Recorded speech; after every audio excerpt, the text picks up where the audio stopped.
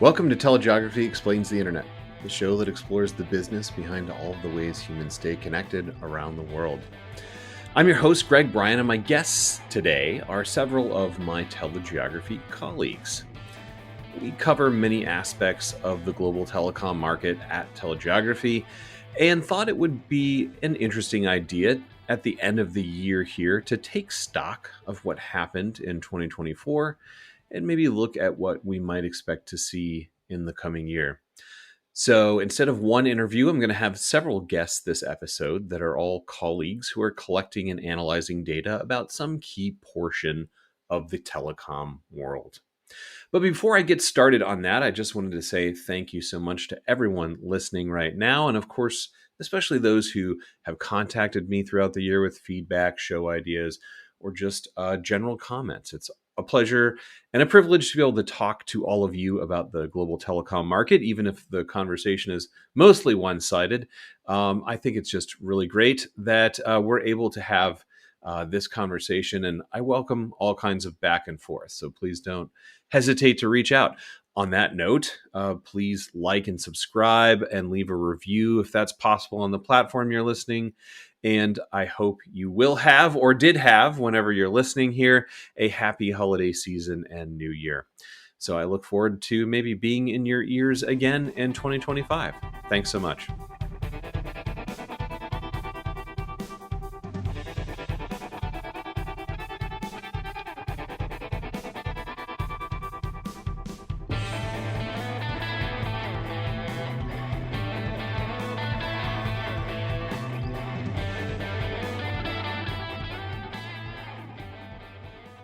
So some of the most headline-grabbing trends we saw at Telegeography this year came from the submarine cable world and even into the mainstream media. So first up, to talk about that, we have analyst Lane Burdett joining me. Welcome back to the show, Lane. Hi, Greg. How you doing? I'm doing great. So we are reviewing what happened in 2024, and we're going to start here with submarine cables. One of the first questions that people always have when the topic comes up is, what are the new cables planned? So what did we hear about that's going to be coming into service later this year? Yeah, so the big news from this past year was really like all the many announcements from Google for all of their planned investments happening pretty much globally. Mm-hmm. So the main bit of it would be the Pacific Connect initiative, and then also more recently announced the Australia Connect. And so that Google cable sounds pretty big.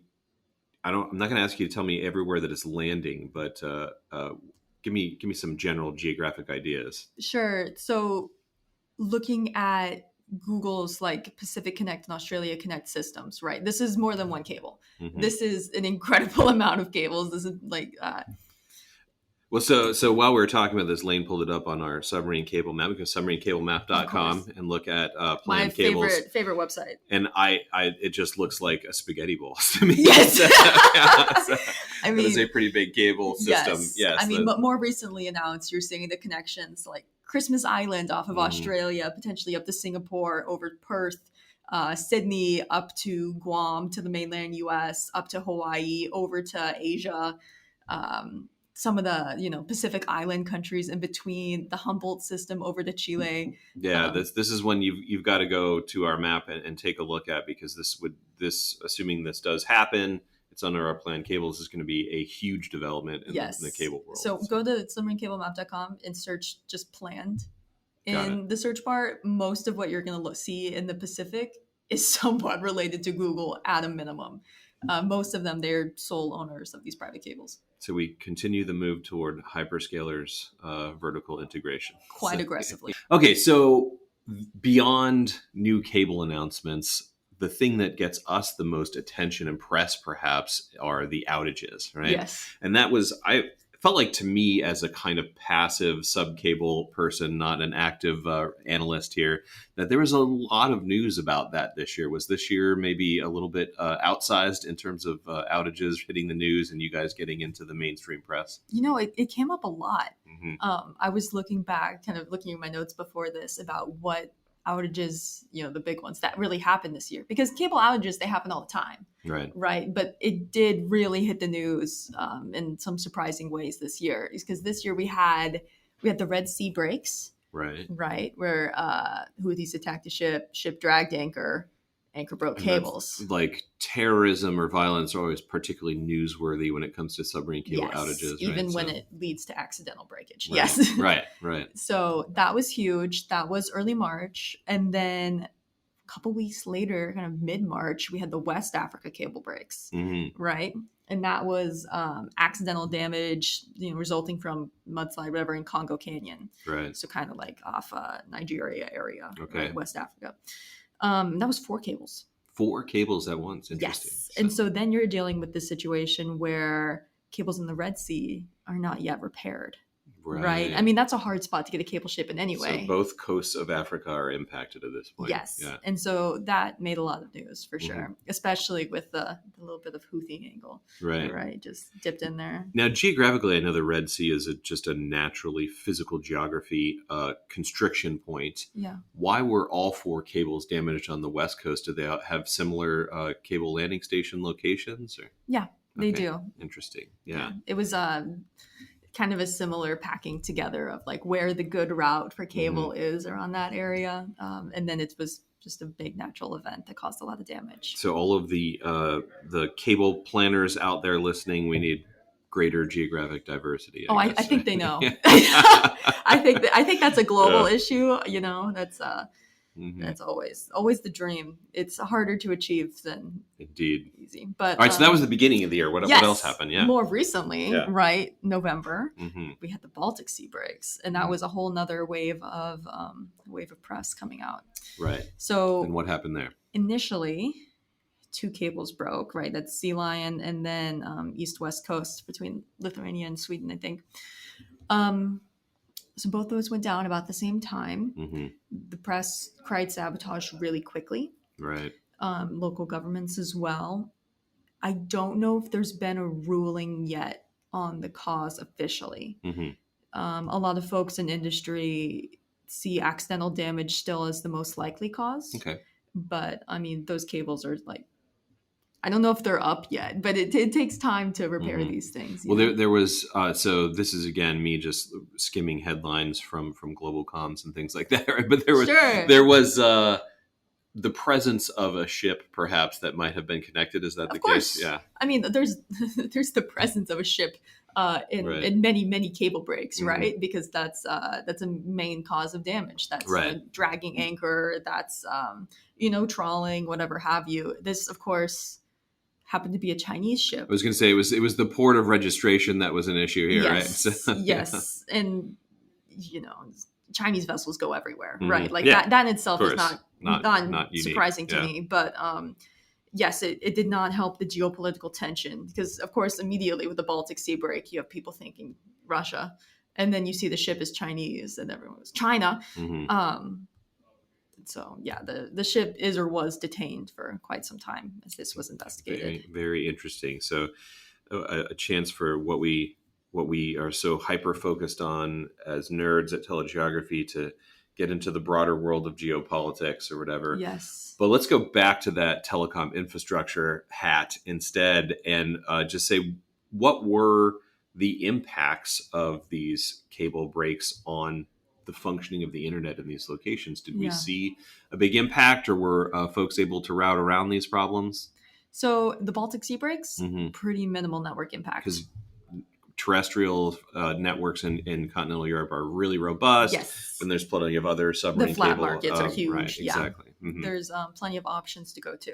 The African cable breaks were a bit more challenging. A lot of that data is going to follow similar paths where a lot of connectivity is going back up to Europe. Right. So when, those paths get disrupted, especially on both sides of the continent, that puts some network operators in a bit of a squeeze as you're trying to negotiate, like how can we get more capacity? How can we get around these outages? And I imagine there's not great trans-terrestrial connectivity in Africa either, right? To Europe, so, for sure. Yes. Well, that, but even getting from, say, one coast of Africa to the other, I imagine happens a lot on submarine cables, actually. So Interesting. Yeah. So the upshot is that when these submarine cable breaches hit the news, the degree of the impact, regardless of the source of that break necessarily, the degree of the impact very much has to do with the sort of like physical geography of where that happens, the development of terrestrial networks to get to other,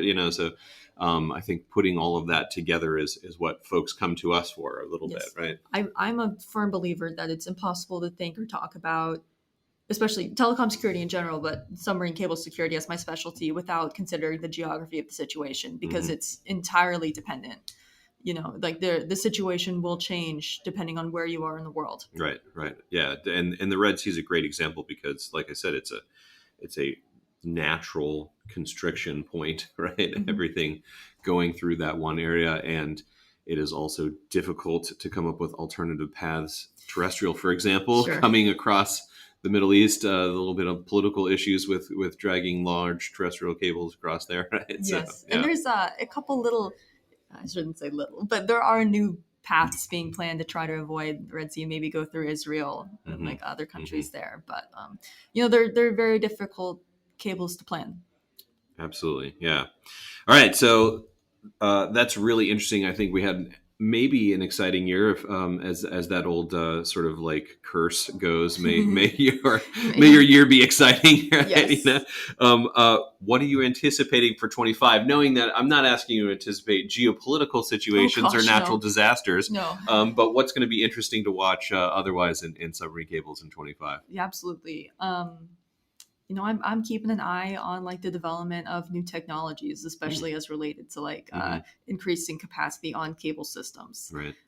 So, for one example, like from this past year, NEC and NTT are working on like 12 core submarine fiber cables. And so that, for listeners or anyone who might not know, right? So the number of fiber pairs in a system is one measure of what potential capacity might be, because you can, add up based on capacity on each pair.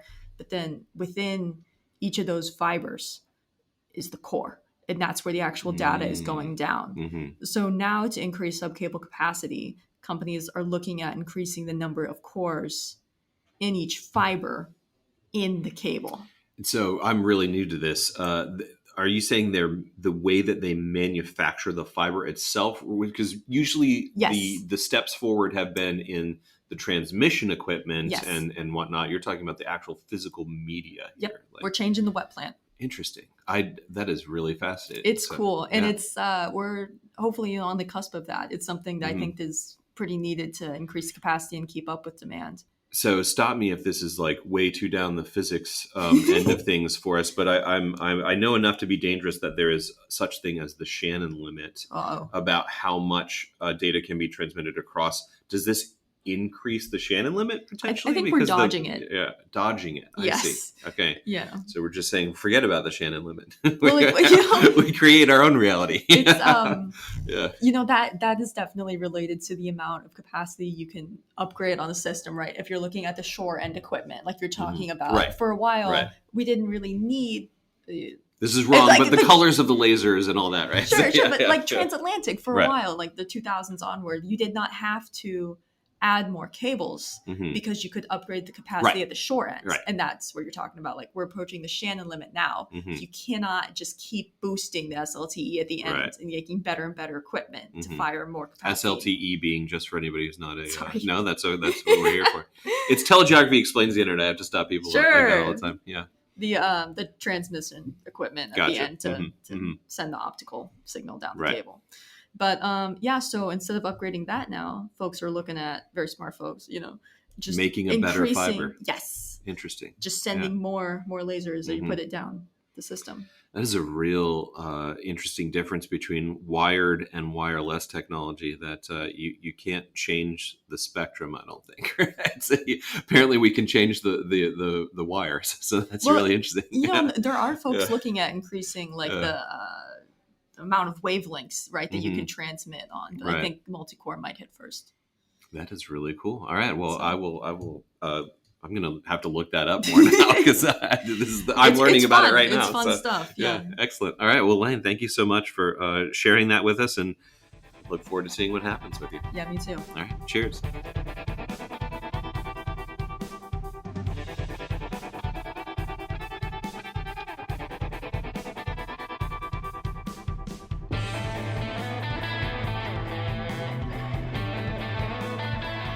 Now, while submarine cables are a key way to keep the continents connected, our next guest is going to talk more about one of the key reasons for that connectivity demand, namely cloud services.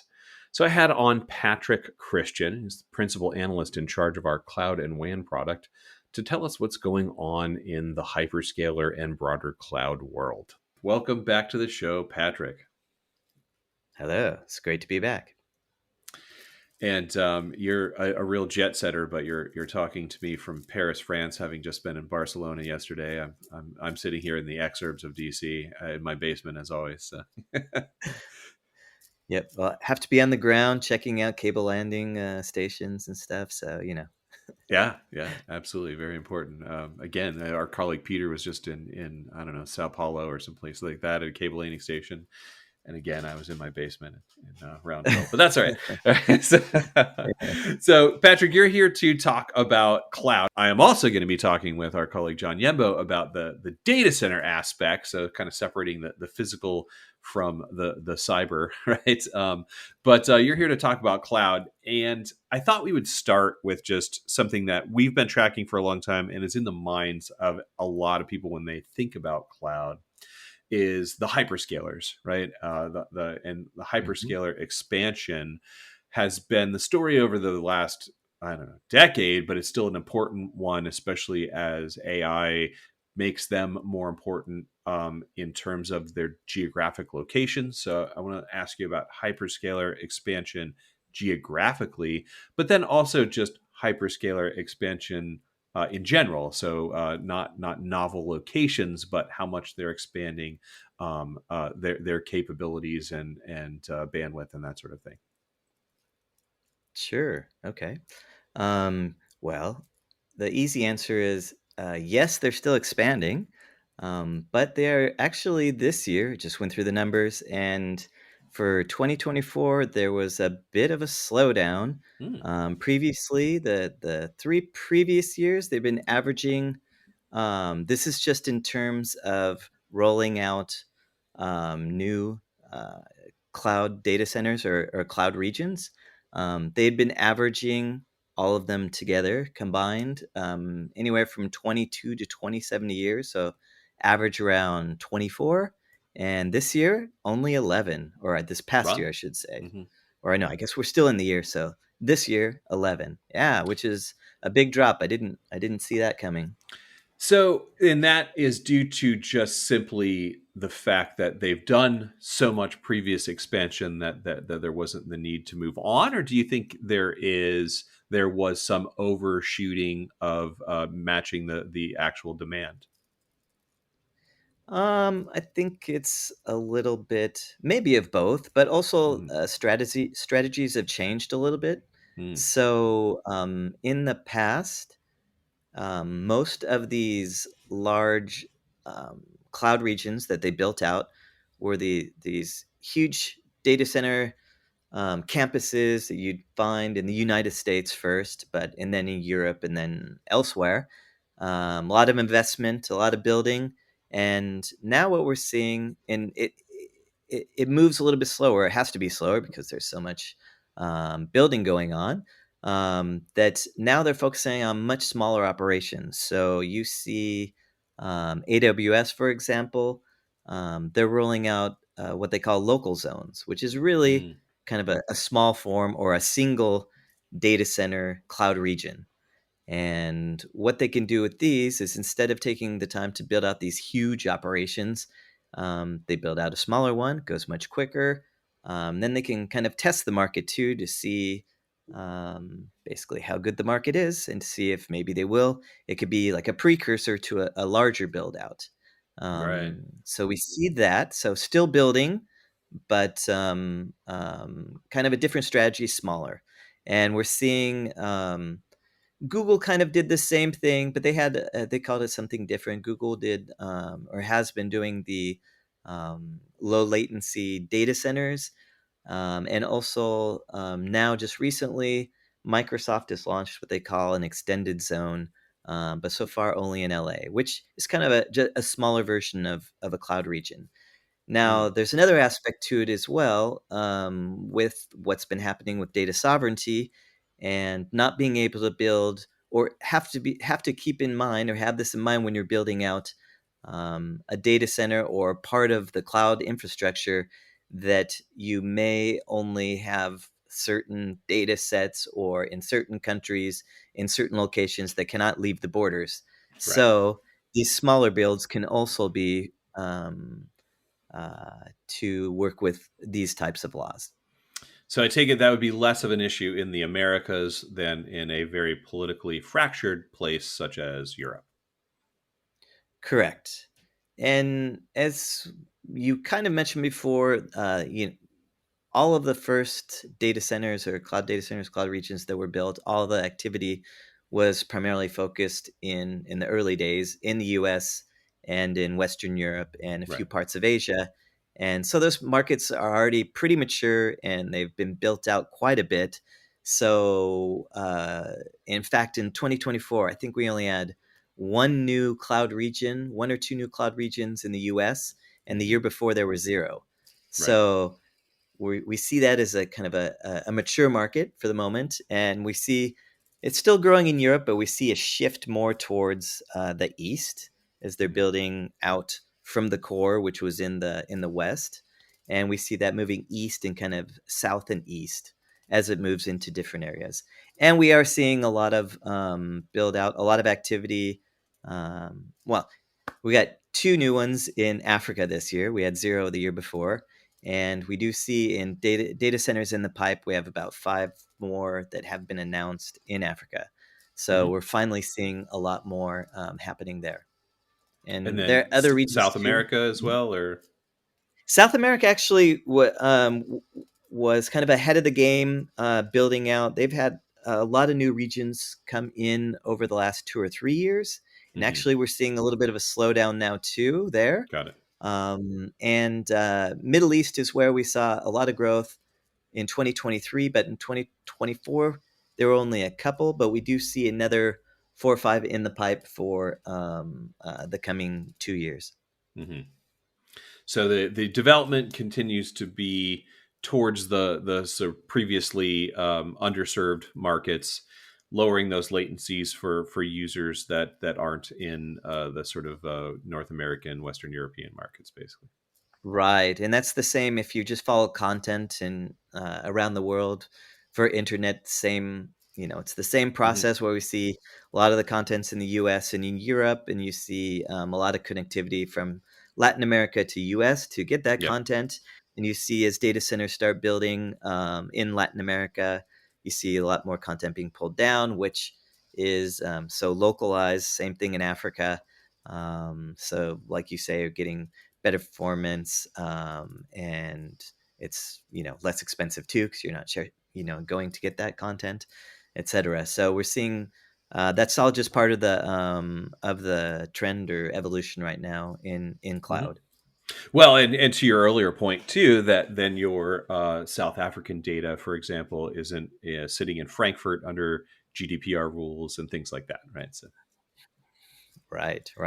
And once we see this happening in a lot of the cloud regions, when they start to go in, you see there already has to be a few data centers usually existing there. But when you see, especially in Africa, and also this in Latin America, and we'll see this in the Middle East too, once a cloud region goes in, it really builds out the ecosystem as well, as it's kind of an OTT effect when they move in, and it drops prices for everybody.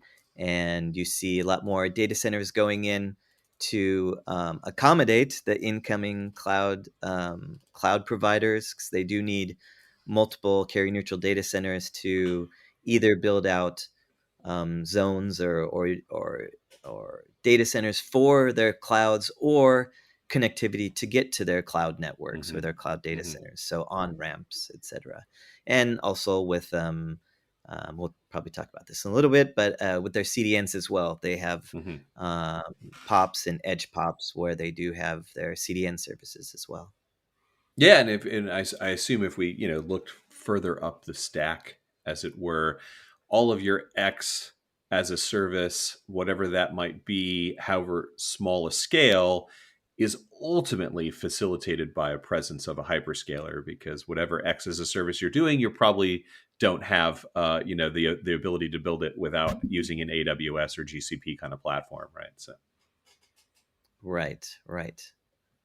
So that's spreading all around the world as it should be, right? Okay, so speaking of spreading things around the world, since you set us up for this, right, I wanted to talk about CDNs. So CDNs have really kind of been in the news a fair bit in 2024. I think sometimes maybe a little bit skeptically, thinking about what that business model looks like going forward when we have this hyperscaler build out having reached all corners of the world to some extent now. And those hyperscalers have engaged in building their own CDNs, not to mention some of the previous CDN customers, like streaming providers or whatever, have also gotten into their own CDN kind of business. So I'm curious for your take on what is the direction of the CDN world, and what does that look like now? Yes, a lot of changes in the CDN world right now.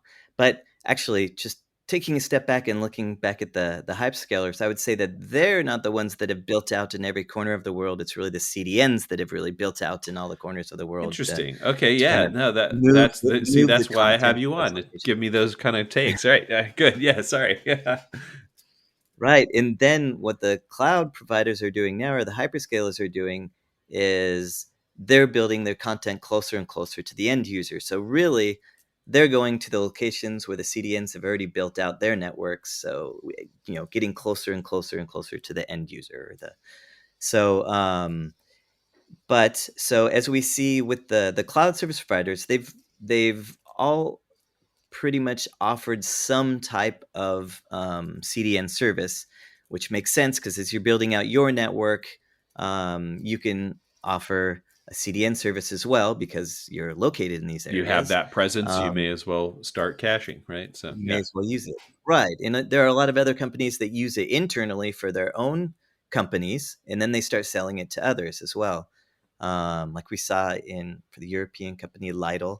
That's something, yeah, completely different. Grocery But we store? also see with other, yeah, exactly. It Yeah. is. Yeah. All right. It Yeah. was their network and I've read somewhere that that they talking about offering services on their CDN network. There you go. All right. But we also see some of the CDN players as well are, for example, gaming companies they were gamer companies and they already have a network built out, so they Hmm. start offering CDN services as well as their gaming services Right. because the network is there.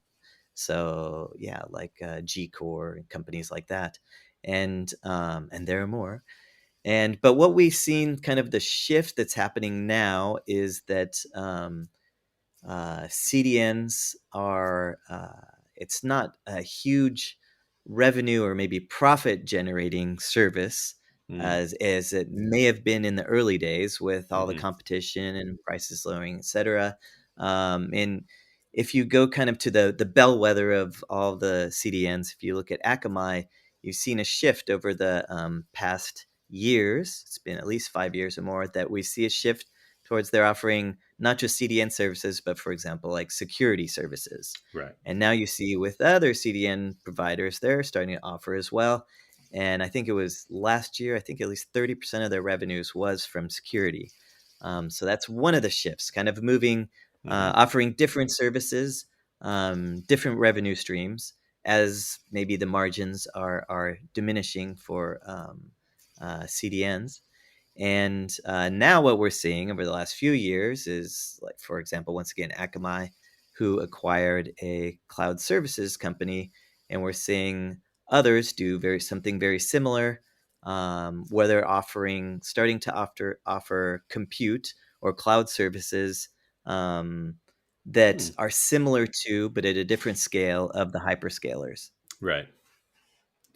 And what would And, be the and the we, sort of strategic advantage there? So that competing directly against your erstwhile customers in AWS and Azure and GCP, from the CDN provider, are they looking to fill a sort of different niche in terms of the customer set, or what's that angle? um, I think it's really for different revenue streams, because Just we have the you network, we also have may to as well keep, do this, right? Yeah. well, yeah, and if you're losing value in the service that you're offering, you need different services. And I also, if you look at like cloud providers and hyperscalers and CDNs, they work together, because a lot of these companies, for example, even like Netflix originally used CDNs. And once they were building out their own network, they developed their own CDN service they just use for Right. themselves. So they don't rely on the CDNs like Akamai as much anymore. And this is common with all of the all the hyperscalers, all the cloud providers. So then it becomes kind of like voice wholesalers. You're really supplying them any of their off-net locations is where you'll still be their customer. So it's it kind of goes back and forth. They are still their customers for some things and not for others. So Sure. and they are maybe offering something competitive to the hyperscalers as well, but it's kind of a different take, where hyperscalers kind of build out from the core these huge, like I said, data centers, massive data centers that they pull from, whereas kind of if you take from the CDN perspective, what's happening is they're almost like building out from the edge back. So it's maybe a smaller scale than the hyperscaler, and you have your network already, and you're putting in your compute, like your compute nodes, and as I see it, and has some have explained to me, is you're working from the edge back in. So you have maybe smaller customers that you're working with, and you're not building, for example, these huge campuses like AWS would in North America. You're building where there's customer demand. Right. So it may be smaller nodes. And I'm not talking specifically about Akamai. I'm talking about other CDNs that do something similar to this. So you're not pouring in all the capex to build out these huge cores. You're going more towards where the customers, you have existing customers or new customers, and you want to build out to fulfill their needs. So smaller scale, working from the edge back. That's kind of how I see it. It's the age-old metaphor of the jar of rocks, and the rocks are the hyperscalers, and then you can pour the sand in. There's still plenty of room for the sand in the jar, right? So, right. yeah. And we only talk about, for cloud services, we only talk about primarily talk about the hyperscalers, but really there's a myriad of other cloud providers that we don't talk about that fulfill niche needs or different needs that the hyperscalers cannot. So, yeah. So there are a lot of cloud service providers out there, a lot of compute service providers out there. And plenty of specialties that won't be going away, right? So then there's always new ones arising, I would reckon. So yeah. Right. Correct. And yeah, I won't get into it on this one, but it's the GPUs as a service offering. We see a lot of growth in that area as well. So, and these are services that. In the end, what's important is that this isn't abstract. It's physical. It exists in a place, and that place has to be located within some reasonable amount of distance from your customers. And depending on what they're doing, that distance can vary, and that there have to be wires between those customers and those places. And that's kind of our vision of the world compared to the sort of more IT vision of the world, right? So, right. You need the data centers, and you need to connect those data centers and to the end user as well. So, those cloud providers have to choose those data centers strategically based on what kind of market they're trying to attach themselves to, right? So, right, exactly. All right, so Patrick, here's the question that all analysts dread, but what do you look forward to keeping track of in the cloud and CDN kind of markets in 2025? A continuation of no. That's fine. We'll see. Maybe a big you've change read my next year. book, right? Yeah. Well, since there were only 11 new cloud regions that went live in 2024, I expect that there'll probably be more than 11. So we'll see growth in that way. But we'll see there are still 36 announced cloud regions that will go live over the next probably 2 years. So we will see a continuation of growth, or we'll see an uptick of growth, I think. And we'll also see the local zones, or the more localized, smaller data centers growing. And one thing I didn't mention was, when we talk about hyperscalers, we're talking about AWS, Google, and Microsoft primarily, but that's on the US side. On the Chinese side, you have Alibaba, Tencent, and Huawei. Yeah, and they're similar, a little bit smaller in terms of reach, but very well established, of course, built out in Asia. We'll be seeing more growth from them. And one other one that I didn't mention is Oracle. And Oracle kind of has a different strategy. They don't build these large 3-zone or 3 data center or data center campus regions. It's usually a single data center. So coming in small, which actually answers the need of it's easy to do a build out, a localized kind of sovereign region if you're already that was their business model before they got into kind of cloud, was very localized. So they say, hey, we have a new sovereign region, but really that was kind of how they used to do their builds before.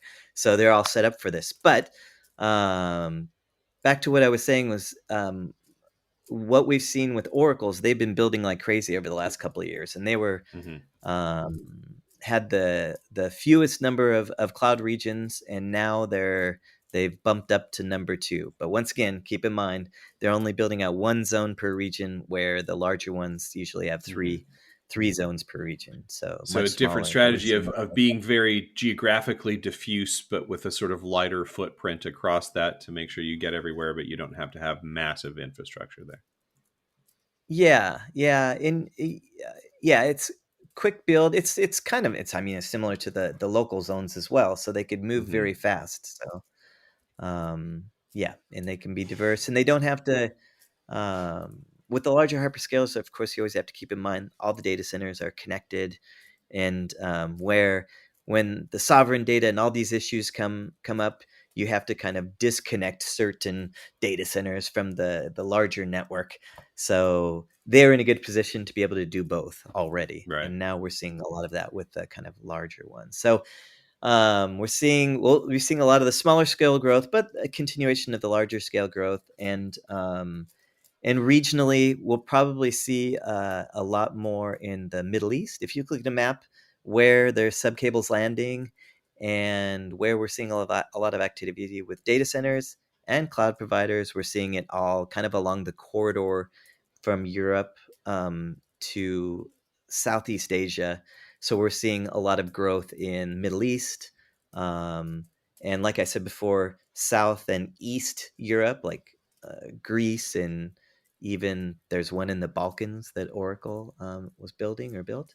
And then you'll see Middle East, a lot of build, and we're seeing a lot of activity in Saudi Arabia. I guess everybody got the green light for that one now. And maybe with all the subcable cuts and everything in the Red Sea, we see a lot of movement on the terrestrial side of building out new terrestrial networks to kind of bypass. And that's more infrastructure, connecting more data centers. So maybe that's also going to help push the growth of cloud and data centers in the Middle East. And then we're seeing in India, of course, too. It's always been a very hot area, and Southeast Asia. But we're seeing a little bit of a push out of just like Singapore and Hong Kong. Hong Kong's dropped a little bit because of the overarching issue, with China. Right. And we've seen a shift even from Singapore due to power issues or space, etc. A push out towards Kuala Lumpur and Jakarta, and even into Philippines as well. So we're seeing kind of a shift, a continuing shift to newer markets. And once one cloud provider goes there, usually they all go there. So if one goes to Kuala Lumpur, you see about 3, 4, 5 others that go there. So those are going to be areas that we'll see really developing over the next couple of years. Sounds like you have a lot to do. Yes, I'll All have to right. go there and check cable landing stations. It's very, very important. Yes, I'll probably be Yeah, here in my basement, but that's all right. All right, right. Patrick, it was great to catch up. As always, I learned some things that I need to look into more. So I'll probably keep All right. I keep getting Oracle ads that you mentioned that because Google knows I'm Yeah, the algorithm. I'm looking up these things all the time, and Oracle does seem to have a big advertising push for what it's worth. So yeah, yeah. Over the last couple of years, they're on the move. yeah, yeah. All right. Excellent. All right. Well, thank you so much for taking time out of your Parisian Christmas time there. So, cheers.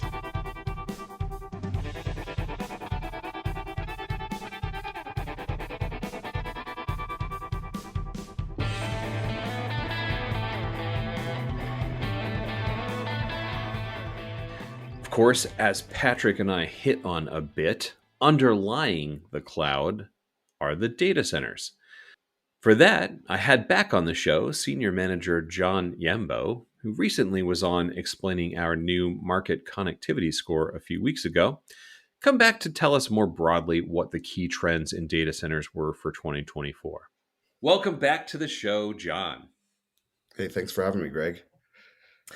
Yeah, my pleasure. Now, I had to rope you into this, even though we just talked a few weeks ago, a few episodes ago, about the market connectivity score. But Yeah. knowing that a lot of folks listening might have already heard that episode, I still wanted to hit some of the really big key trends that wouldn't necessarily fall into that very specific kind of narrow conversation that you saw in 2024.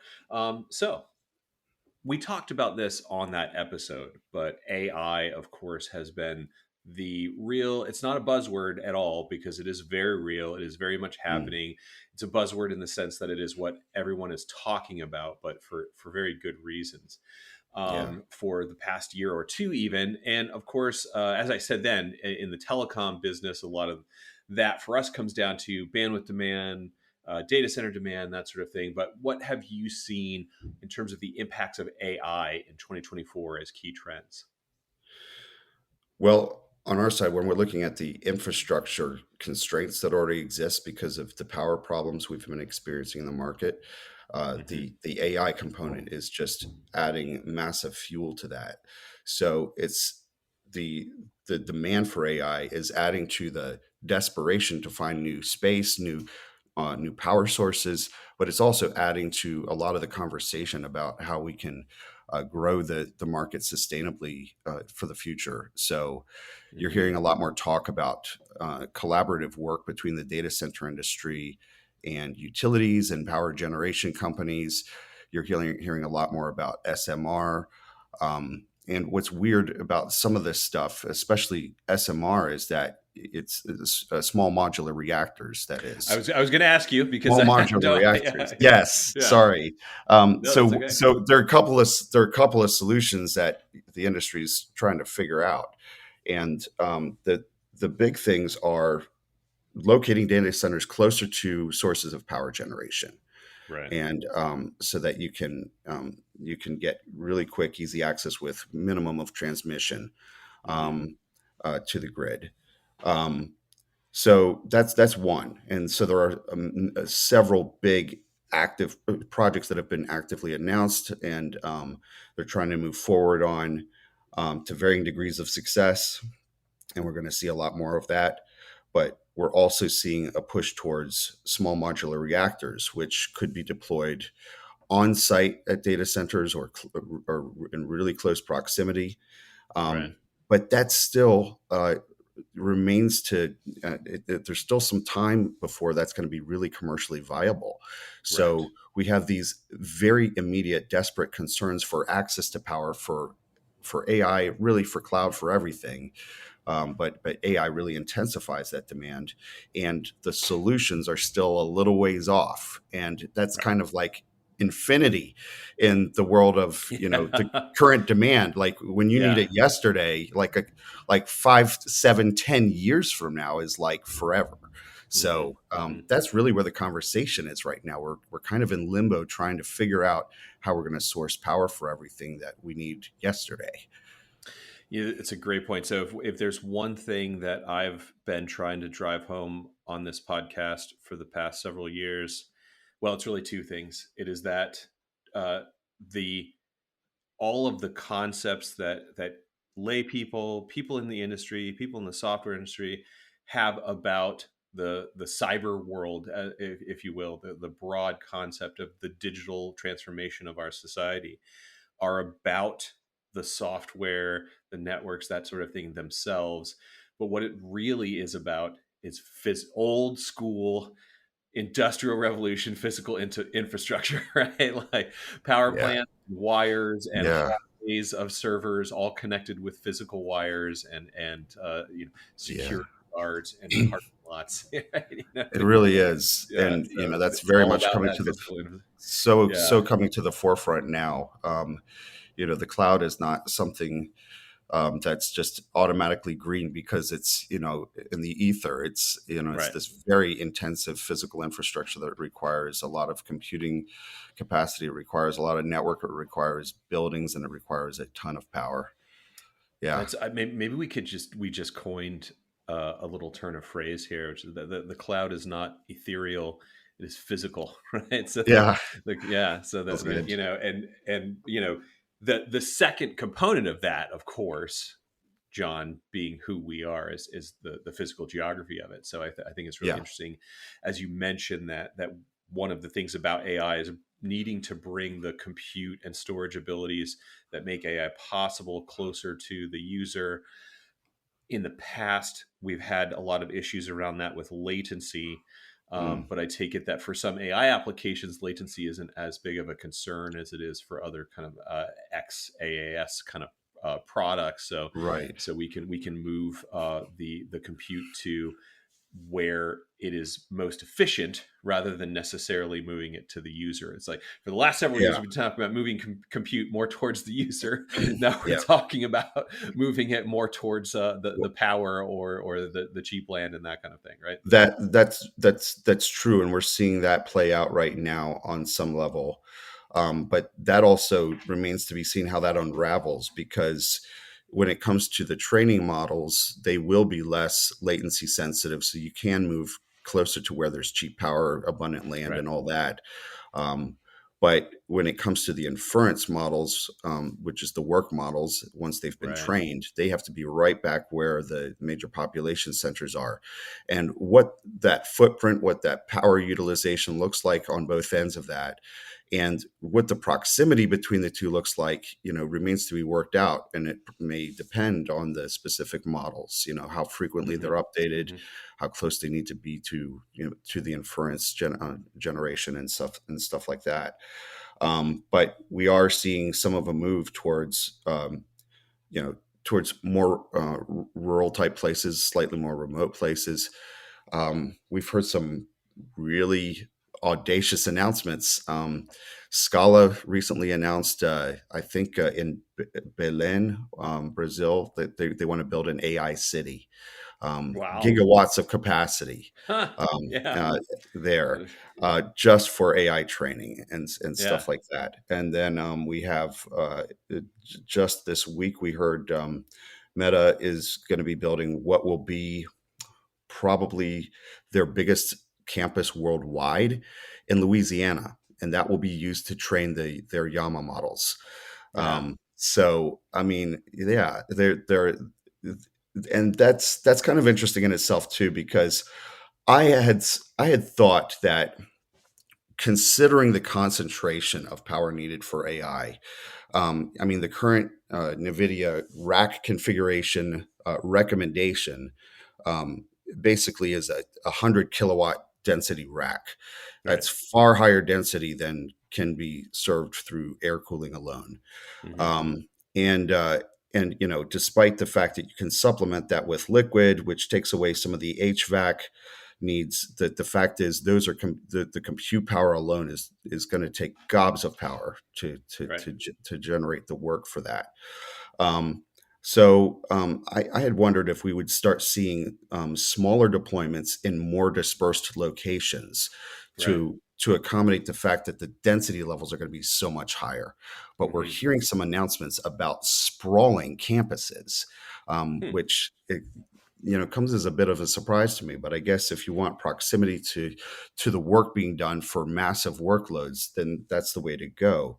But what sprawling campuses means in the world of AI is power utilization on a level we've never seen. Off the charts. Right. Yeah. Yeah, absolutely. This all sounds, for the nerds listening out there, like something straight out of a Neil Stevenson novel to me. A That's what it city feels of like. AI. Absolutely. Yeah. And having to figure out new ways to generate power to feed the cyber world, I think, is straight out of the cyberpunk novels I've read throughout my life. Right. So that's kind of cool to be living in it. All right. So John, to wrap things up, just or actually, sorry, Jane, I won't quite wrap things up quite yet, but to leave us, I'll do it. Count 3, 2, 1. Okay, so John, to leave AI behind a bit, having hit that, just where else do you see the key areas of growth in 2024? And that could mean geographically, it could mean in parts of the business, whatever you think is interesting. Yeah. So I would hit on a few things. So, one of the things that, of course, that we are solving using the market connectivity score is the question of, what hubs are emerging, and where are we seeing geographical development right now? And it's been a big help in sort of pinpointing across the spectrum of parameters that we track at telegeography, where we see promising signs of new development. So, we're constantly looking at where markets are emerging here, there, everywhere. So on a global level, what we're seeing right now, heavily distributed globally, new development in the pipeline on the data center side, US, Europe, Asia, all tremendous amounts of development in the pipeline. We're seeing a continuation of this shift in Southeast Asia. I think this was a really interesting case study when the Singaporean moratorium went into effect. We saw a very immediate effect from that, where the demand that would be going to Singapore immediately spilled across the border. So we're seeing that in Johor Bahru, now increasingly in Kuala Lumpur, with new cloud regions deploying to Kuala Lumpur, Cyberjaya area, more data centers deploying there. So we're seeing that spillover effect, and Kuala Lumpur is actually the number one ranked market in our fast growth market score right now. And that's that's gonna vary from time to time. It's gonna change quickly, I'm sure. But for now, Kuala Lumpur is on top of that list. But what I find interesting too, when we look at where growth is, it ultimately gravitates right back to those core hubs too. And a lot of times the growth that we see in secondary markets may be affected by conditions affecting markets with perhaps higher demand, but more obstacles. And so like in the case of Singapore, Singapore still ranks really, really high on our growth market scores. Right. And that's because no other market in the world has more new subsea cables getting ready to pop into that market. Tying back to that, because I'm going to it be all talking about ties that back. on this episode. It all ties back to that. Yeah. So, at the end of the day, all this demand you see coming into KL and Johor and even Jakarta to some degree. Yes, there's local demand. Yes, they'll be able to pull, and it's a wonderful opportunity to localize more of that connectivity to gain a stronger intermeshed interconnection market in the region, but so much of that demand still pulls back to Singapore, even if you can't develop new data centers there. And other markets high on the list, we're still seeing a lot of development in the pipeline in Germany, despite the fact that the industry association there and the regulators are still fighting it out, trying to figure out how they can comply with new regulations that may be very challenging in the near term to come to grips with operationally. Despite that, Frankfurt and Berlin, there's tons in the pipeline. But other markets that we're watching a lot, Latin American is just seeing tons of development, and it really has broken out from just Brazil. We're seeing more in Mexico. We're seeing a lot more in Colombia now as well. So to sort of recap all of that, the center of gravity of the data center is moving toward the user, towards the power, towards Yeah. the satellite cities, and towards the core cities. There's just a lot Yeah, of you got it. movement everywhere. That pretty Yeah. much encapsulates it. Yeah, excellent. Yeah. All right, now, so John, looking forward to 2025. Of course, I know that often the answer is to what do you expect to see in the coming year? It's going to be the continuation of the trends we've just talked about, right? But what are you looking to sort of stay on top of throughout 2025 in the data center space? Yeah, I think the biggest thing that I want to really gain a better grasp of and see how it develops is the power situation and how the industry will be able to adapt. We know the long-term plans, but it'll be really intriguing to see how well we're able to execute new growth opportunities in the short term, or whether we'll have a kind of a lull period where there may be lots of announcements, lots of plans in the works, but an inability to really get things off the ground until some of these bigger problems are solved. Yeah, that's fascinating. I think, again, something that a lot of people inside of the industry or out wouldn't think about, that the one of the limitations to the development of AI is going to be the ability to house and power it, right? So Pretty much. not the limitations of our coding abilities or its learning abilities or safeguards that we might Right. put in place, but rather just being able for it to exist, right? So excellent. All right, Absolutely. John. Well, that was great, and I look forward to checking in next year and seeing how it's going. Sounds good. Thank you, Greg.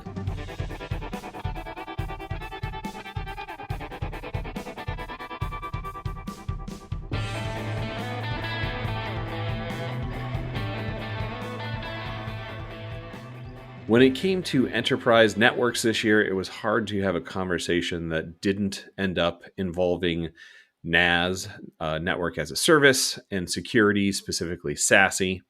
So, to talk about the real trends we're seeing surrounding these buzzworthy topics, I had on Senior Research Manager Brianna Boudreau. Welcome back to the show, Brianna. Thanks for having me, Greg. It's good, nice to be here.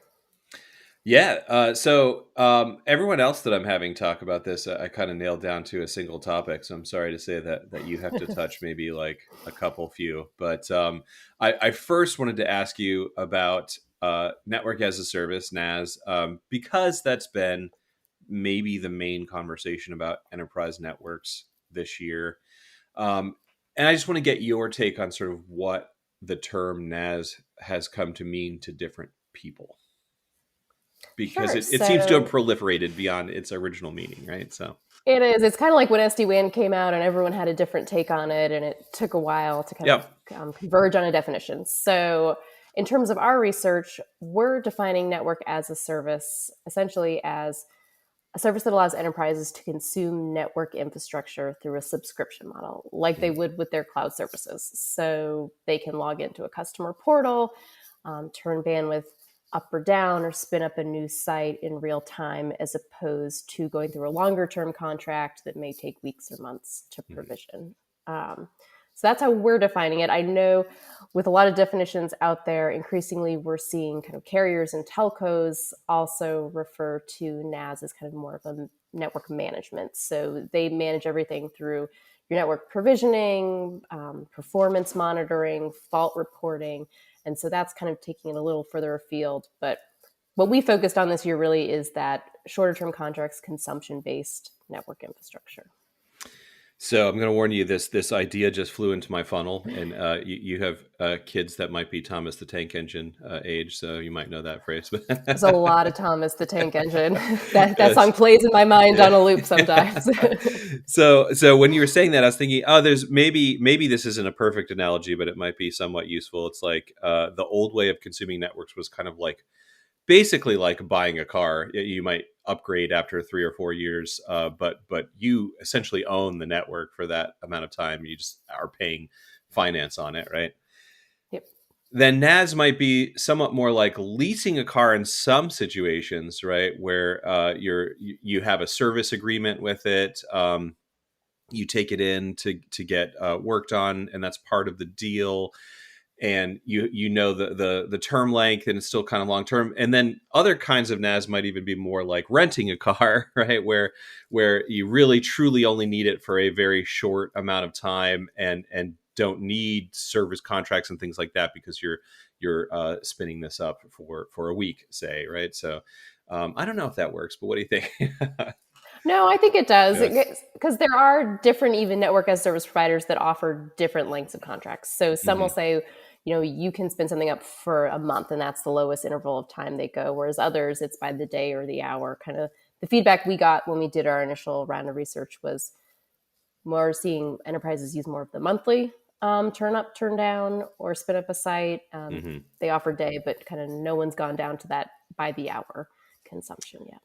Which, I mean, makes a certain amount of sense, even if the classic use case of like, oh, I have a bunch of data that I need to put into my data lake, or I need to spin up a disaster recovery site or something like that, that's still going to take days potentially, right? At most, like reasonable throughput. So I think the hourly thing, maybe I have heard some real world use cases about stuff like stadium events and things like that, but it's pretty niche, right? So.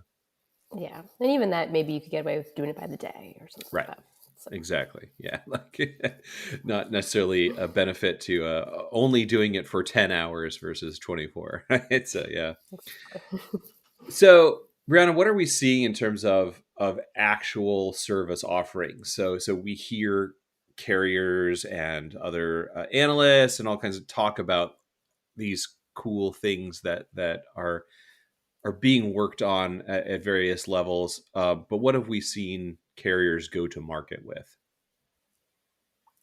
So what we've really seen is kind of two main use cases for this. And the first is cloud connectivity. So offering a connection between your NAS provider and a cloud service provider that you can turn up and down in real time, and also in between data centers. So data center interconnects. And for those, there's kind of different within a metro, within a region, and the long haul tiers of service there. Mm-hmm. Yeah. All right. So kind of what if you had asked me 2 years ago what were NAS service offerings going to look like, that's what I would have said. Right. So we're still in that phase. Well, I guess remains to be seen if we'll get to a different phase later on. Now, here's the important part that the people at home want to know about. So we have started collecting pricing for these services. I'm sure that as you spearheaded our SD-WAN research years ago and started collecting prices for that. And I recall your struggle with getting SD-WAN providers to offer a cohesive price that could be compared across different providers. How has that developed in the NAS space for you? It's been a little bit of a challenge. We've been on a journey this year, but we did get consensus kind of amongst the main NAS providers providing feedback on our survey drafts about, what does the pricing model look like, and, how to track it. So really there are two main components to NAS services. And first is your multi-service access port charge, which is kind of billed on a monthly basis. So that sits in your data center, right, your site, and then the charge for the connectivity, which is obviously the more variable of the two pieces, that it can be drilled down to that hourly or daily rate, if you will. And, originally people were like, oh, it could be as simple as dividing your annual lease by 365 to get your daily price for these connections. And the feedback we got was it's not that simple. Some providers in our research said they don't charge a premium for shorter term contracts, but a number do. And that premium for less than a year could be anywhere between 10 and 35%. So really kind of important to stay on top of those pricing trends and see how it compares to your longer term contract. But overall, kind of the situations we've run, like hypothetical, like if you're a retail site and you spin up extra bandwidth for the month of December to accommodate the holiday rush, you're still saving money compared to just committing Owning to that for higher bandwidth for the year.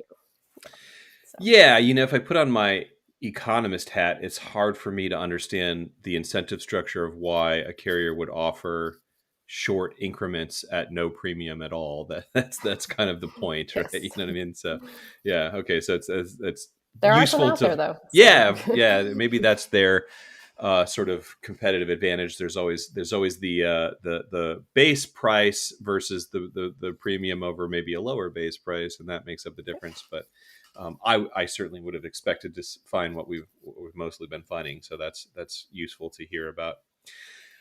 All right, so we have short amount of time for each of these, Brianna. So I'm going to move on to the other buzzword besides AI for 2024 still.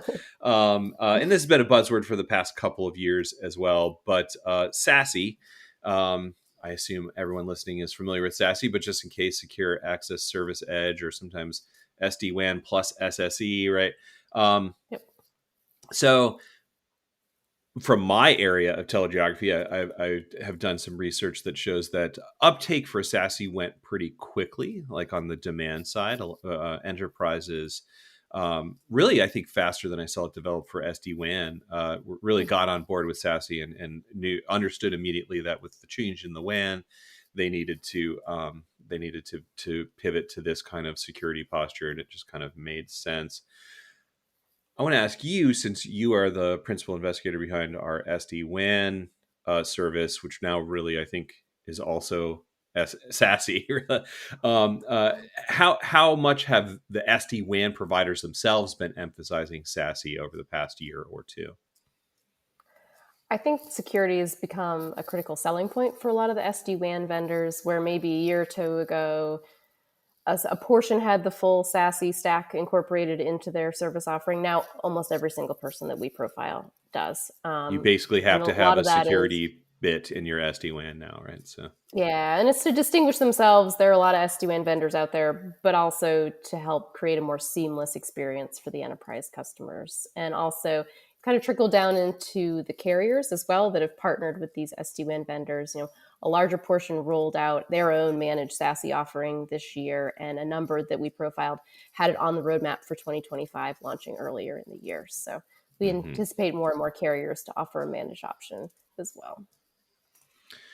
Excellent. Yeah. Okay. That all makes sense. Focus on security in the SD-WAN world. They've done what they can with SD-WAN, and now it's on to security. And I do understand a lot of that's through, of course, partnerships, not necessarily, although there are security companies that offer SD-WAN, of course, right? So yeah.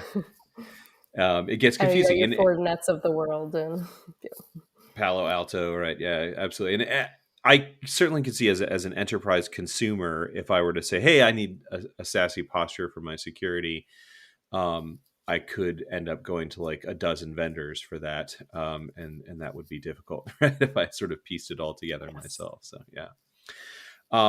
So like Naz, you had the unenviable task of helping us learn how to price SASE too. What have we discovered there? How are the SD-WAN vendors primarily, I think we're talking about, right, working SASE into their overall pricing structure?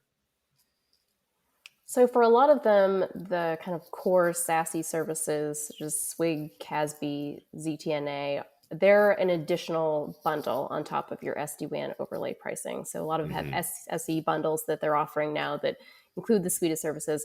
Firewall as a service has often been bundled into the SD-WAN pricing historically. So that's kind of been included in the price.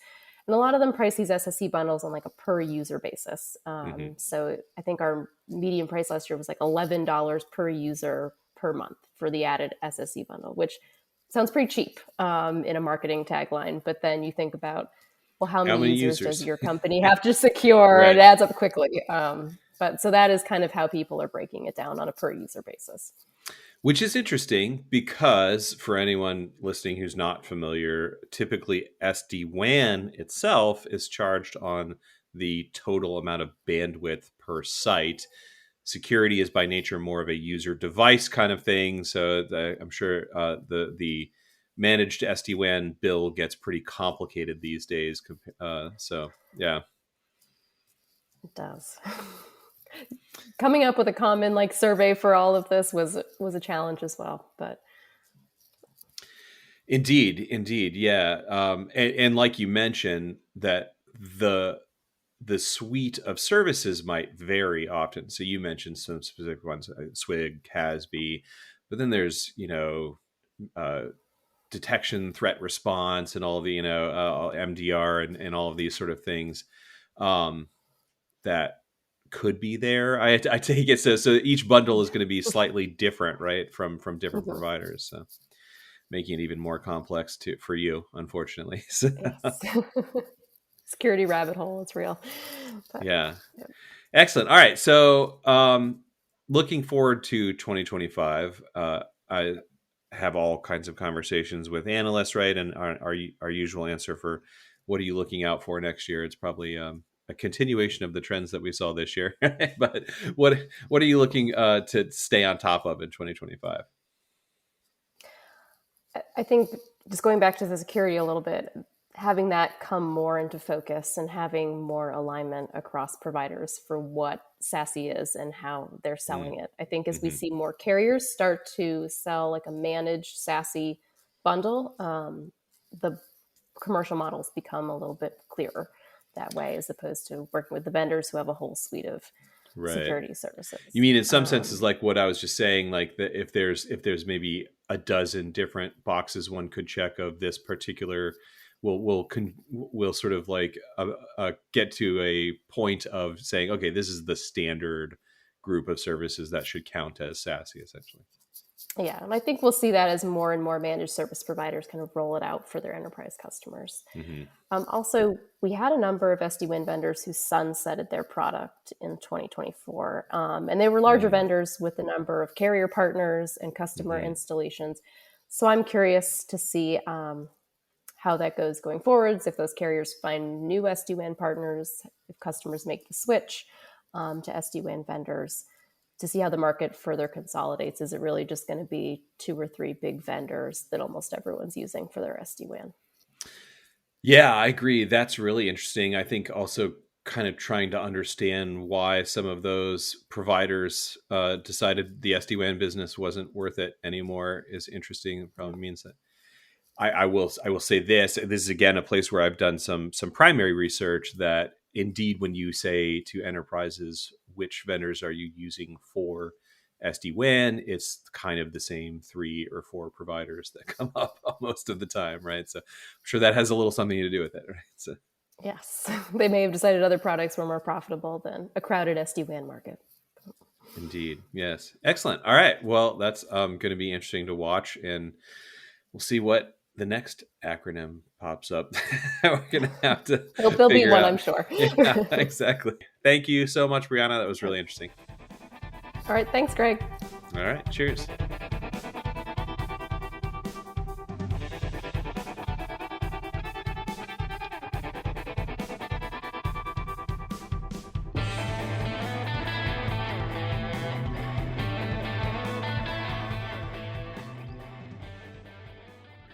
Finally, all of these other trends we have covered are underpinned by the transport network, moving those bits all around the world to whatever their destinations. Of course, there is a cost to that. So to talk about those costs and prices, I invited Research Director Rob Schult to tell us what was interesting in the world of telecom pricing in 2024. Welcome back to the show, Rob. It's nice to be back. All right. So, Rob, you know, we, and in this case, I mean, literally we, not just telegeography, but you and I have been tracking prices for a couple of decades or so, you know, and it's pretty much always been the case that telecom prices are falling, and in some ways in predictable amounts. But I wanted to check in with you. All of these other things I've talked about in terms of trends this year are kind of underpinned by the cost that it takes to move bits across the global transport network.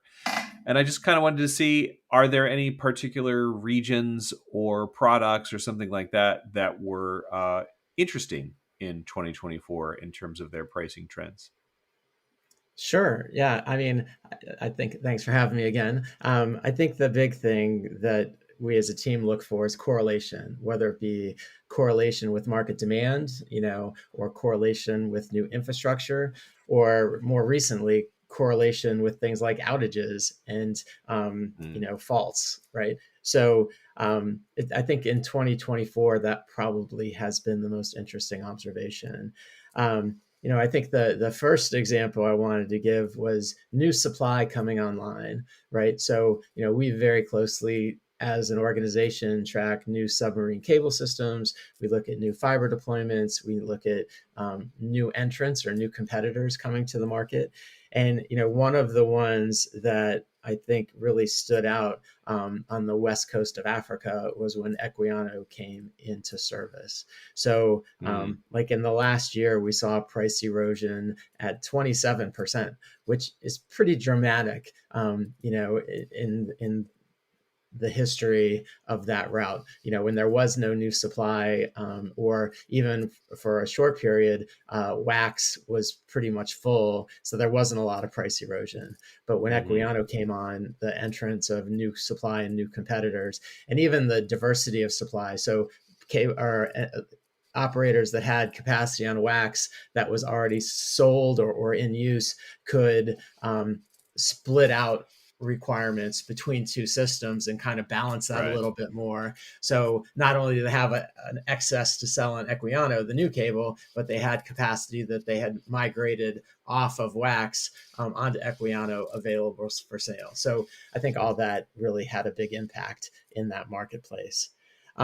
Just to put some basic math on it, right? When you're already starting out with prices pretty high, West Coast of Africa is very high price compared to, then a 27% decline is more likely than if you're adding capacity to, say, a route that already has a lot of competition and has already had sort of prices bottom out over the years, right? So. For sure. And I mean, just to put it in context, from Europe to Johannesburg, for instance, is close to 6 times the cost of Europe to the US, right? So there still is a big difference. But I mean, some of that's attributable to length and all the other different things, cost of construction and whatnot.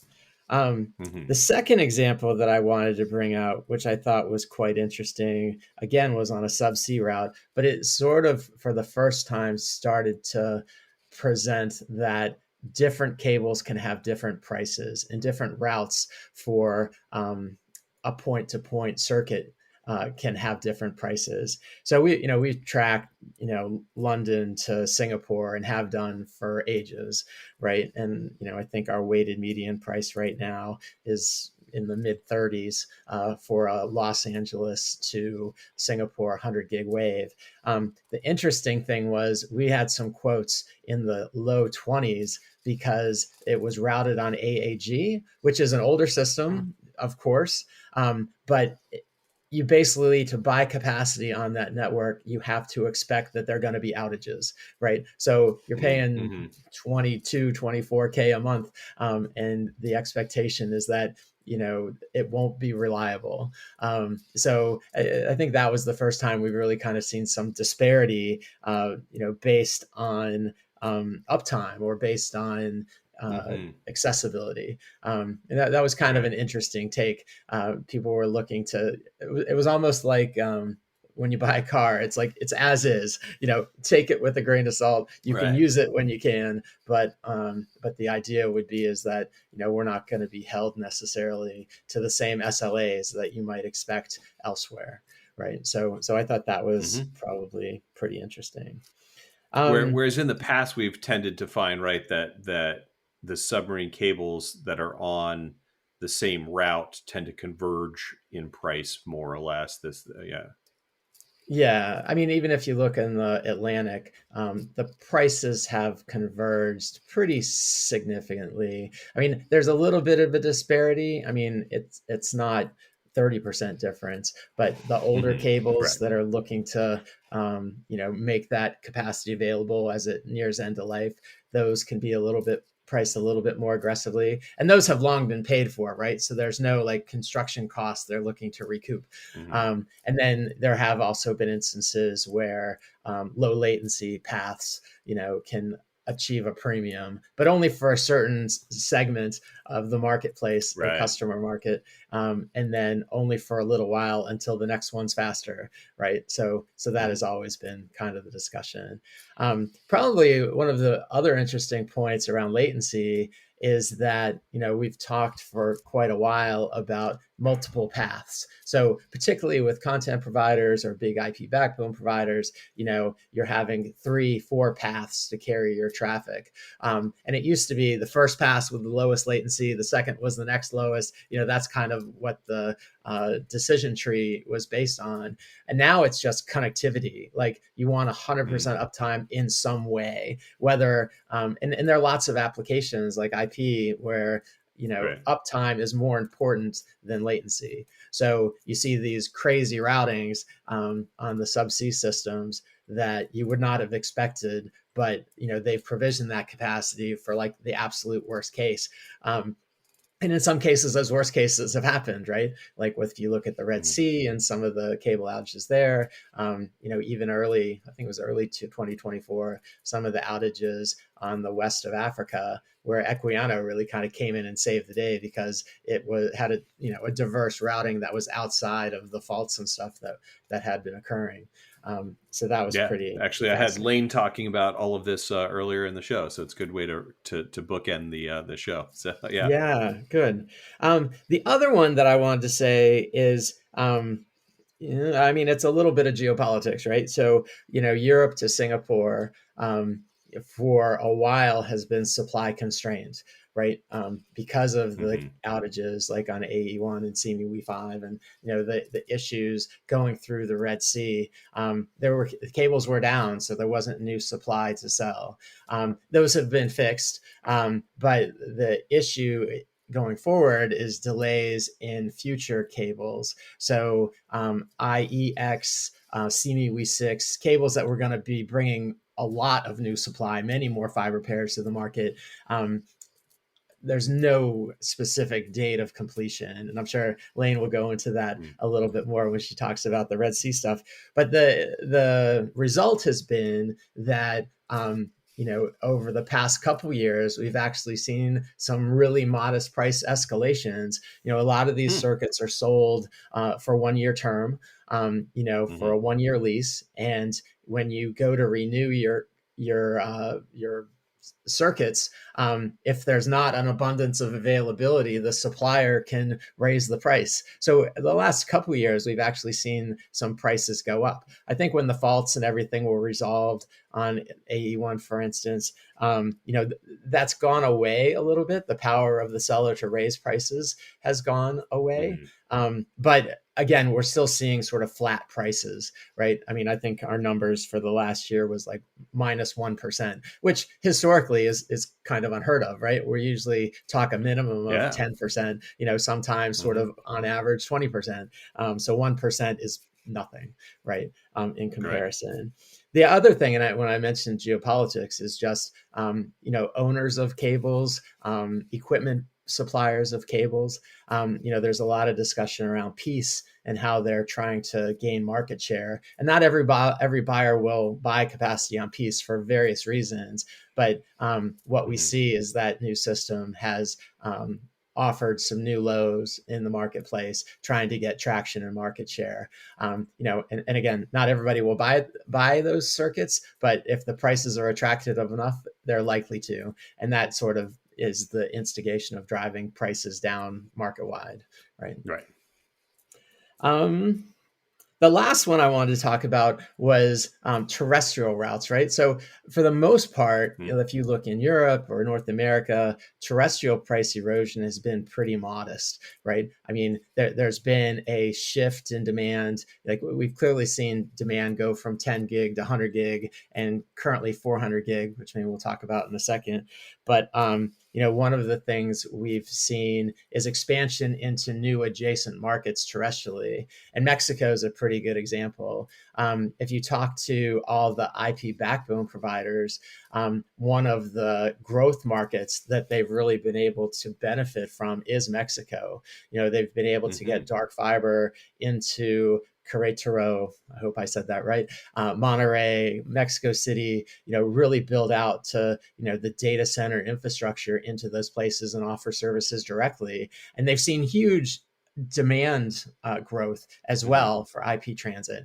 And really what we've always advocated was as demand goes up, as volume goes up, unit price or unit cost per bit goes down. And that's probably one of the terrestrial routes. Which is a little counterintuitive for anyone who took Econ 101, right? Yeah. but it's because the carriers respond with supply increases correspondingly larger than those demand increases, right? Yeah. And I mean, to be honest, the prices 3 years ago were really quite high for cross-border capacity. Mm-hmm. So I was just looking at the stats in our analyzer, and Dallas, Mexico City, declined like 30+% in the last year, which for a terrestrial route is a lot, right? So so that was a pretty interesting observation. But I guess the point I was trying to make is, as new markets develop, as they scale, there's opportunity to deploy the lowest cost transmission to take advantage of that. And as more of that is deployed, there's more competition, et cetera, right. And the prices tend to go down. Yeah, it's interesting from a research standpoint. We tend to cover routes kind of based on large IP backbone traffic routes, right? As data centers, for example, move to different geographic locations, we might have to revisit the routes that we try to collect pricing for, right? So. Exactly. Yeah. I think the last thing I just wanted to say, and this is, we're still early days probably, but one of the things that we've tracked both from infrastructure and pricing side is 400 gig, right? As a product set, as a product that's being purchased by customers, and where the volumes are. I think really 400 gig and dark fiber helps supply the AI revolution. I mean, we hear about that every day. And also a lot of the IP backbone providers and large scale CDNs are shifting their networks to 400 gig.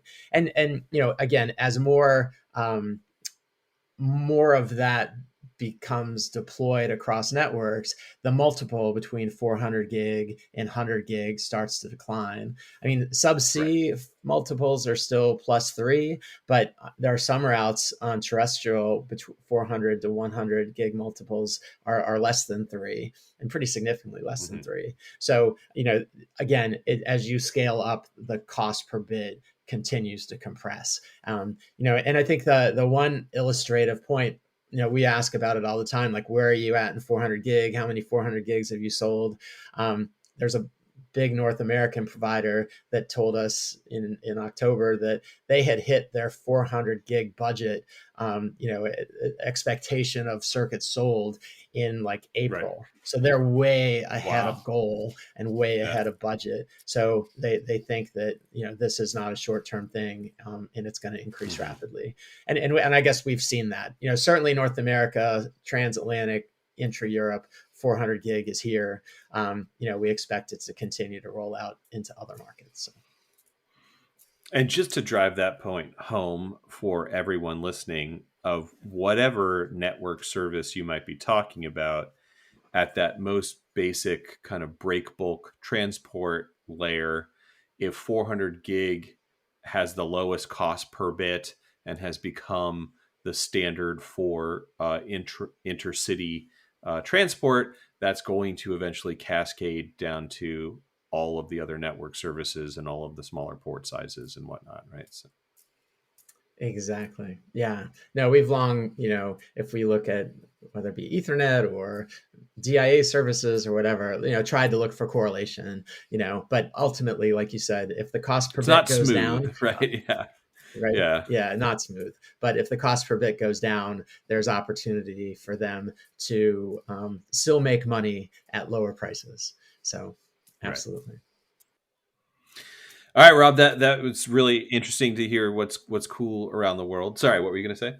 Yeah, no. I think those were the highlights I wanted to hit. So, Gotcha. I think we'll put together some additional end of year stuff in our research. But, I thought those stood out because, whether it be in the forecast service or any of the other research that we do, we always try to anticipate, what new infrastructure, the effect that it will have on pricing. And these were some pretty good examples that demonstrated how maybe new infrastructure or lack of new infrastructure has impacted price points.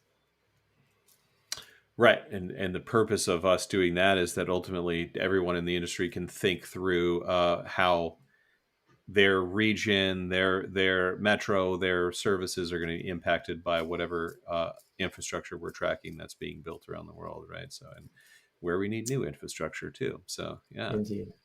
So on that note, then, this is maybe hardest for you of all of my guests on this episode, but what are you looking to keep on top of in 2025? It's kind of hard to predict necessarily, other than maybe cable systems that are known to be coming online in 2025. But anything that you're interested in sort of following this coming year?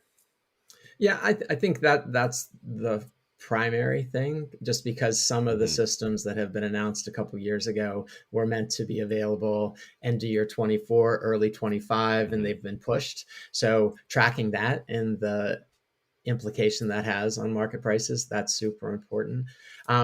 I think technology, even, there have been a number of carriers that have come up with announcements that they're looking to deploy 800 gig or 1.6 terabit circuits, and they've put it to trial. And, how quickly does that enter the market? I think 400 gig came a little slower than we thought it would. Right. But when you start putting 800 or 1.6 terabit, like, that's a lot of capacity, right? So again, it's all about unit costs. I think those are the primary things that we're looking at. The one thing that you mentioned a little bit was data centers and maybe the distribution of data centers and how that changes as data centers seek power, right? They're not necessarily going to be in the big campus environments, the big AI data centers. They're going to be sitting next to the gas-fired power plant, like the So I had John Yembo on talking about this and how AI was driving locating data centers near where the power exists rather than trying to bring power to. So the age-old question, it is, although it's a pain for the carriers and the network people, it is probably easier by a long shot to get fiber to a data center rather than to get power to a data center, right? So absolutely. I think that's the key thing. So, there'll be some new network builds or new spurs built off existing networks to connect those. And those are, huge data hungry environments. So that's, I think, where you'll start to see, all those circuits will start at 400 gig. And that's where you would see the 800 gig, 1.6 tera stuff start to really come to fruition. I don't anticipate those come in 2025, but I don't think they're that far off, right? There might be some announcements. Yeah. Yeah, so a little, I could be wrong, of course, and far be it from us at Telegeography to provide any investment advice. But if I had a bunch of money that I wanted to throw towards fiber, I would think that some of the best returns might be building out toward novel data centers that many fiber providers haven't built towards, right? So if there's ever the opportunity to get additional margin in telecom, it's when there's not a whole bunch of other carriers present, right? So.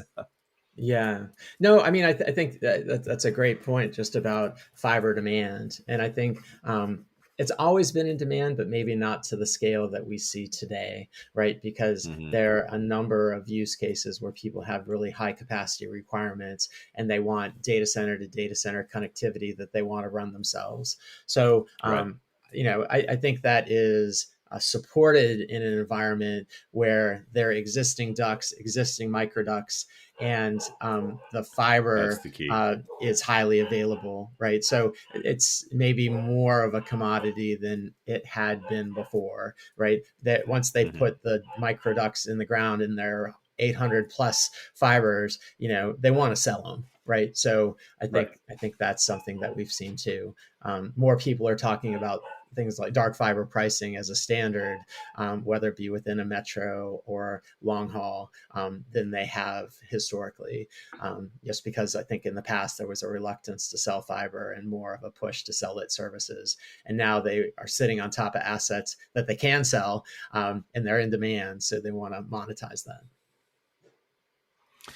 Well, that's a great point. Monetizing it, right? So as the caveat to what I had said before is that, of course, getting rights of way and digging holes and putting novel ducts in and that sort of thing is incredibly difficult and costly. So that's the trade-off here. But that has not I changed. think we're going to see Absolutely. we're going to see a lot of that in the coming years for sure. So it'll be interesting to watch these new routes kind of develop, especially as you say, with the most modern transmission equipment. Lane actually brought up a new way of manufacturing fiber, apparently, that's out there. So, I think they're always kind of fighting the additional supply versus additional demand game, and it tends to be the supply side losing that in a sense because we come up with new equipment from the OEM or whatever that makes more and more bits go across the same media, right? So. Excellent. All right. Well, thank you so much, Rob. This has been fun. Especially in this particular case, I get to be solidly in my wheelhouse instead of asking questions I don't necessarily know the answer to. But it was great to hear what you thought were the most. Yeah. Yeah, I was just say it's always great to catch up with you. I mean, I think, it's always interesting to hear the entirety of the podcast, just because there are different analysts that bring different different examples to the table, right? Which I think can be hugely informative and maybe demonstrate what the leading edge is doing. But the expectation is that will be, distributed to other markets in the future. So. Exactly. I enjoy being able to sort of pull back a little bit cliche, but from the 10,000 foot view and be able to see what's going on in the whole market. Right. So, yeah. Cool. Thank you so much. And great. I'll talk to you next year. Yeah. All right. Cheers. Thanks for listening. Telegeography Explains the Internet comes from the experts here at Telegeography. It's edited and produced by Jane Miller, and it's hosted by me, Greg Bryan. And I also wrote that theme song you're listening to right now. To learn more about our data, jump over to telegeography.com, and we'll see you on the internet.